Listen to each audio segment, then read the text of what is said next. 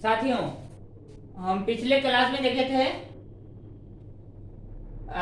यहीं तक देखे थे। इनके बाद ये वीडियो जो है रुक गया था, तो आज हम कंटिन्यू फिर कर लेते हैं। यहीं से बोला है प्रकाश ऊर्जा, प्रकाश ऊर्जा से रासायनिक ऊर्जा में हम कैसे कन्वर्ट करते हैं। देखिए सनलाइट क्या है, सनलाइट ध्यान से देखिएगा। सनलाइट प्रकाश आया, प्रकाशीय ऊर्जा, ठीक है। उनके बाद ध्यान से देखिएगा, प्रकाश ऊर्जा, इसको बोलते हैं प्रकाश ऊर्जा। क्या बोलते हैं? प्रकाश ऊर्जा। प्रकाश ऊर्जा आया, प्रकाशीय ऊर्जा आया, और रासायनिक ऊर्जा में क्या कर दिया? रासायनिक ऊर्जा में क्या कर दिया जी? कन्वर्ट कर दिया। देखिए क्या होता है, हर एक पेड़ पौधा फोटोसिंथेसिस करता है, प्रकाश संश्लेषण करता है, ठीक है। सनलाइट, सूरज की रोशनी आई, सूरज की रोशनी आई, सूरज की रोशनी आ गई, सूरज की रोशनी आ गई। उनके बाद हम लोग कार्बन डाइऑक्साइड छोड़ते हैं, वो कार्बन डाइऑक्साइड ग्रहण कर लेता है। और उनके बाद नीचे से क्या लेता है? जल लेता है, वाटर लेता है। कहाँ से? मिट्टी से। मिट्टी से क्या लेता है? वाटर लेता है। वाटर ले लिया और उनके प्रेजेंस में अपना जो है ग्लूकोज बना लिया। ग्लूकोज अपना भोजन बना लेता है। ग्लूकोज क्या कर लेता है? प्रोड्यूस कर लेता है, ग्लूकोज बना लेता है। और ऑक्सीजन को क्या कर देता है? रिलीज कर देता है, मतलब ऑक्सीजन को छोड़ देता है। ऑक्सीजन छोड़ देता है, हम लोग ऑक्सीजन को ग्रहण कर लेते हैं। देखिए क्या हुआ, कार्बन डाइऑक्साइड ले रहा है, क्या ले रहा है? CO2, मतलब कार्बन डाइऑक्साइड ले रहा है। और क्या ले रहा है? नीचे से जल से, जल ले रहा है जड़ से। उनके बाद ग्लूकोज बना रहा है, मतलब C6H12O6 का निर्माण कर रहा है, और 6 कार्बन डाइऑक्साइड रिलीज कर रहा है। बैलेंस कर देंगे, संतुलित करिए, तो 6 मॉलिक्यूल यहाँ लगाइए, 6 मॉलिक्यूल यहाँ लगाइए। अब देखिए 6 से मल्टीप्लाई कर दिए, इसमें 6 कार्बन हो गया।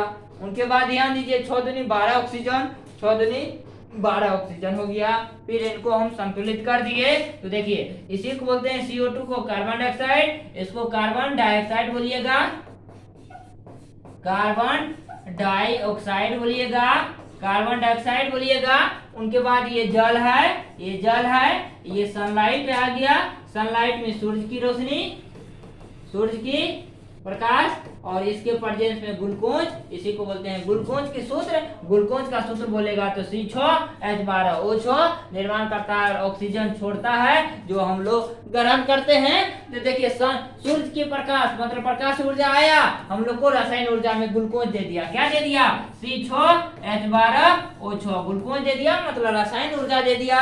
तो प्रकाश ऊर्जा को कौन ऊर्जा में कन्वर्ट कर दिया?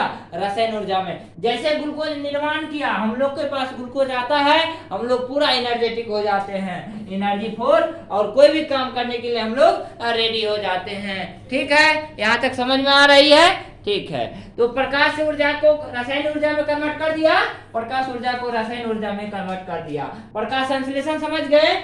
सूर्य रोशनी ग्रहण करता है पौधा, उनके बाद CO2 ग्रहण करता है, लेता है, नीचे से जल लेता है, और सबके प्रेजेंस में ग्लूकोज का निर्माण कर देता है, ऑक्सीजन को छोड़ देता है, ऑक्सीजन को रिलीज कर देता है। इस प्रक्रिया को प्रकाश संश्लेषण कहते हैं। देखिए CO2 ले रहा है, नीचे से जल ले रहा है, सन की लाइट के प्रेजेंस में ग्लूकोज C6H12O6 का निर्माण कर रहा है, ऑक्सीजन को रिलीज कर रहा है। इस प्रक्रिया को फोटोसिंथेसिस, प्रकाश संश्लेषण कहते हैं। और रासायनिक ऊर्जा को, प्रकाश ऊर्जा को रासायनिक ऊर्जा में कन्वर्ट कर दिया, फाइनली हम लोग को एनर्जी प्राप्त हो जाता है। इस प्रोसेस को हम प्रकाश संश्लेषण कहते हैं। नेक्स्ट आपके स्क्रीन पे देखिए क्या बोला है, reduction of carbon dioxide to carbohydrate photosynthesis. ध्यान दीजिए, ये देखिए ये क्या है,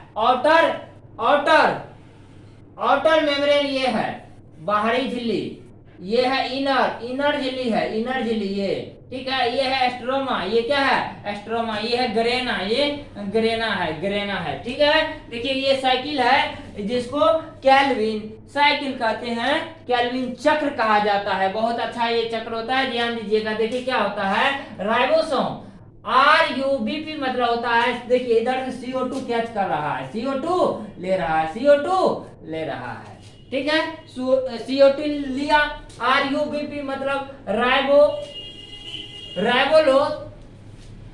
15 ये क्या कर रहा है, ग्रहण कर रहा है, इसको बोलते हैं कार्बन स्थिरीकरण।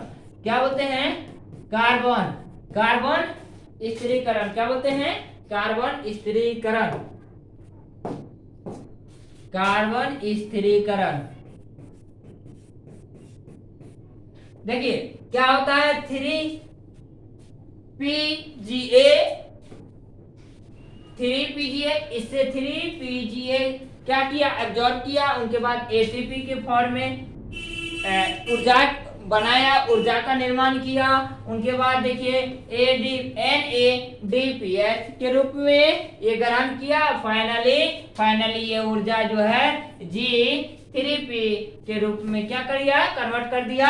फाइनली ग्लूकोज बना लिया, और ग्लूकोज बना के कुछ वेस्ट मटेरियल भी बच जाता है। फिर स्टार्ट होता है यहाँ से RUBP के फॉर्मेट उठता है, फिर ये 3PGA के फॉर्म में, फिर ATP बनाता है, फिर NADP बनाता है, फिर जो है फाइनली ग्लूकोज बना लेता है, फिर वेस्ट मटेरियल बनता है, फिर जो है RUBP के फॉर्म में आता है, फिर जो है 3PGA के फॉर्म में ATP और NADP के फॉर्म में आता है, फिर फाइनली G3P के फॉर्म में बनता है, फिर ग्लूकोज बनाता है, फिर ये साइकिल चलते रहता है। इसी को बोलते हैं केल्विन चक्र। इसी को क्या बोलते हैं, केल्विन चक्र। बहुत इंपॉर्टेंट है ये बहुत कुछ बच जाता है ना, तो फिर ये जो है RUBP के फॉर्म में बनता है, फिर ये साइकिल चलते रहता है, फिर ये साइकिल चलते रहता है, फिर ये साइकिल चलते रहता है। इसी को बोलते हैं केल्विन चक्र बोलते हैं।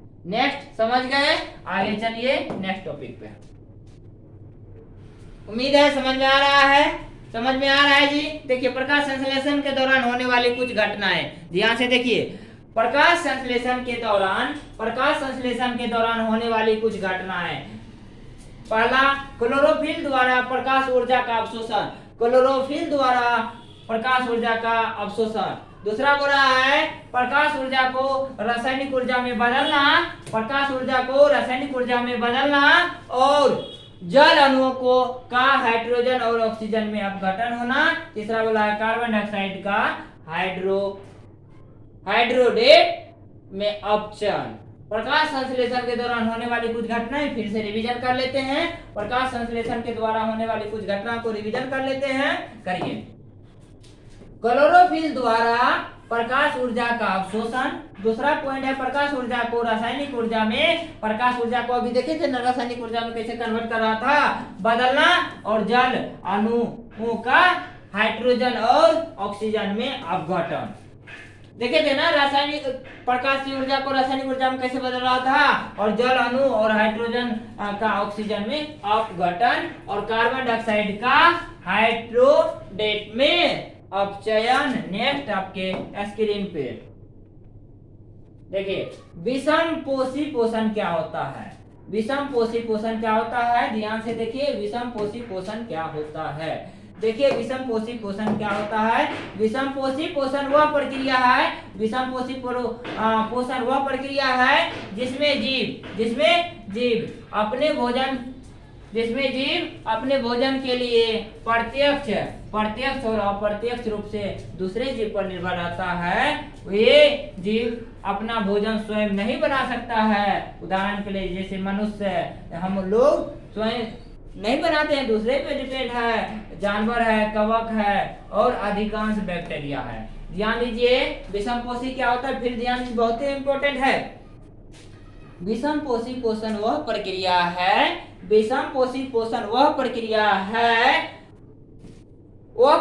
है जिसमें जीव अपने भोजन के लिए प्रत्यक्ष मतलब डायरेक्ट या इनडायरेक्ट अप्रत्यक्ष रूप से दूसरे पर डिपेंड। हम लोग क्या है, दूसरे पे प्रत्यक्ष रूप से या अप्रत्यक्ष रूप से निर्भर है। ये जीव अपना भोजन स्वयं नहीं बनाता है, खुद नहीं बना सकता है, ये खुद नहीं बनाता है, स्वयं नहीं बनाता है। जैसे मनुष्य है, जानवर है, कवक है, और कुछ अधिकांश बैक्टीरिया है। ध्यान दीजिए नेक्स्ट क्वेश्चन, नेक्स्ट टॉपिक।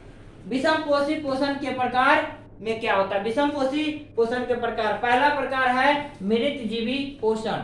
मृतजीवी पोषण क्या होता है, देखिए आपके स्क्रीन पे आ गया। मृतजीवी पोषण क्या होता है, बताइए मृतजीवी पोषण क्या होता है। मृतजीवी पोषण क्या होता है? मृतजीवी पोषण, मृतजीवी पोषण, इसमें जीव अपना भोजन, इसमें जीव अपना भोजन मृत, मृत मतलब मरा हुआ, मृत और सड़े गले और कार्बनिक नहीं, कार्बनिक पदार्थ से प्राप्त करते हैं। ये जीव शरीर के बाहर ही भोजन का पाचन करते हैं और फिर अवशोषण करते हैं। फिर ध्यान से देखिए, मृतजीवी पोषण, मृतजीवी पोषण क्या होता है? इसमें जीव, जिसमें जान हो जीव होता है, इसमें वैसा जीव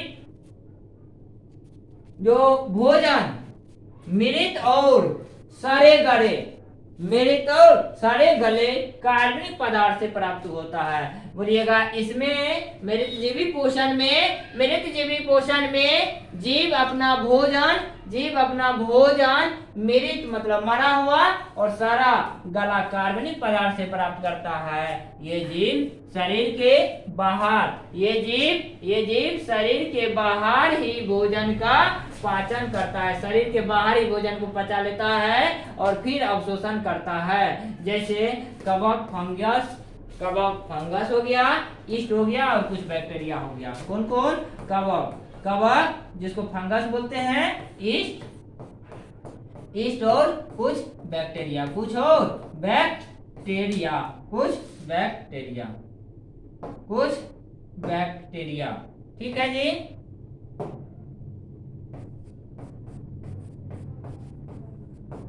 नेक्स्ट आपके स्क्रीन पे मृतजीवी पोषण समझ गए, परजीवी पोषण समझिए। परजीवी पोषण क्या होता है? इसमें जीव परजीवी, परजीवी मतलब दूसरे जीव, परजीवी मतलब दूसरे जीव पर जीव पोषक के शरीर के अंदर या बाहर रहकर, शरीर के अंदर या बाहर रहकर अपना भोजन प्राप्त करता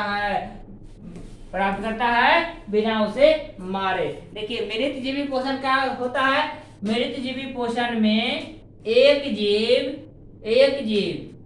जीव दूसरे जीव पे, एक जीव दूसरे जीव पे, एक जीव दूसरे जीव पे, एक जीव दूसरे जीव पे, एक जीव दूसरे जीव पर पोषक के शरीर के अंदर या शरीर के बाहर, पोषक मतलब पोषण करना, शरीर के अंदर या शरीर के बाहर अपना भोजन प्राप्त करता है, अपना भोजन प्राप्त करता है, अपना भोजन प्राप्त करता है बिना उसे मारे, अपना भोजन प्राप्त करता है बिना उसे मारे, अपना भोजन प्राप्त करता बिना उसे मारे। जैसे अमरबेल हो गया, जू हो गया, जू देखे हैं, जू,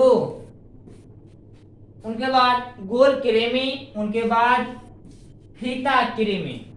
ध्यान दीजिए, परजीवी पोषण क्या होता है? इसमें जीव, एक जीव दूसरे जीव पर निर्भर रहता है, बाहर या अंदर रहकर अपना भोजन प्राप्त करता है बिना उसे मारे। जैसे अमरबेल का पौधा हो गया, जू हो गया, गोल कृमि हो गया और फीता कृमि हो गया।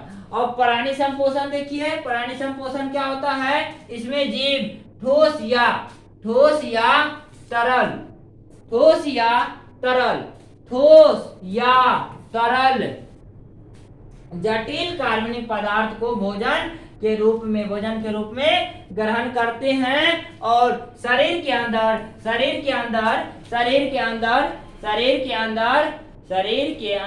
पाचन करते हैं। फिर से देखिए, प्राणी संपोषण क्या होता है? इसमें जीव ठोस या तरल जटिल कार्बनिक पदार्थों को भोजन के रूप में ग्रहण करते हैं और शरीर के अंदर पाचन करते हैं।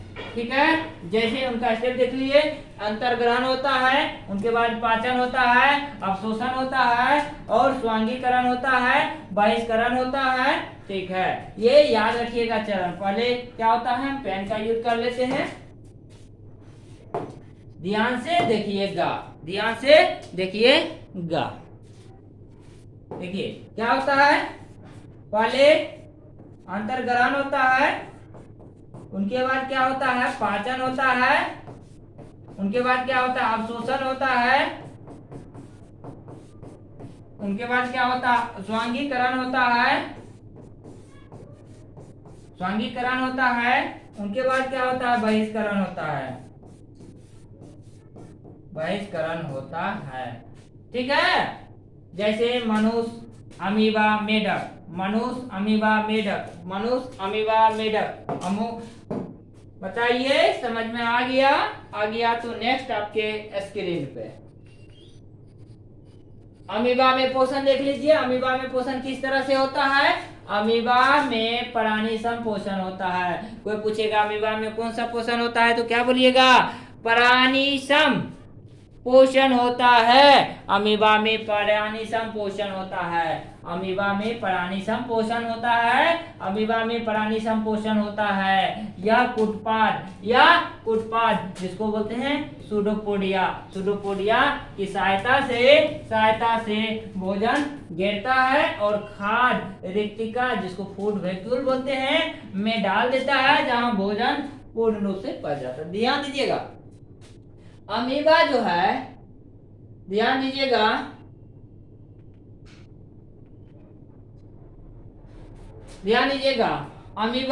अमीबा में परानीसम पोषण होता है। ये क्या होता है? ये अमीबा जो है, अमीबा भोजन के पास चली जाता है, चल के जाता है। ये जो है जस्ट फिंगर लाइक ऐसे इनका आकार होता है अमीबा का, ऐसे करके ये अमीबा चलते चलते भोजन के पास ही पहुंचता है कि भोजन उनके पास आता है, भोजन के पास पहुंचता है और उनको क्या होता है? ये फिंगर लाइक उंगली नुमा रचना होता है। ये फूड वैक्यूल और उसके माध्यम से भोजन कैच करता है, ठीक है, और फूड वैक्यूल में जाता है और भोजन पूरी पच जाता है। किसके माध्यम से भोजन को कैच करता है अमीबा? सूडोपोडिया के माध्यम से। इसको हिंदी में कुटपाद कहते हैं। बोलेगा अमीबा किसके माध्यम से भोजन को कैच करता है तो बोलिएगा कुटपाद, सूडोपोडिया, सूडोपोडिया, कुटपाद। मतलब कुटपाद के माध्यम से कौन भोजन प्राप्त करता है? अमीबा। अमीबा किसके माध्यम से भोजन प्राप्त करता है? कुटपाद। दोनों कितना नंबर क्लास आपके एग्जाम में पूछा हुआ है। और भोजन जो है पूर्ण डाइजेस्ट होता है कहाँ? फूड वैक्यूल में। कहाँ? खाद्य रिक्ति में, ठीक है, खाद्य रिक्तिका में, फूड वैक्यूल में, ठीक है। भोजन जो है पूर्ण डाइजेस्ट होता है, भोजन पूर्ण पचता है। नेक्स्ट आपके स्क्रीन पे देखिए, ये देखिए फिगर में कुछ दिख रहा है, ध्यान दीजिए और फिगर को देखिए। देखिए ये क्या है? मानव है, मानव मुख गुहा है, मुख गुहा है। देखिए ये क्या है? मैकल कैविटी है,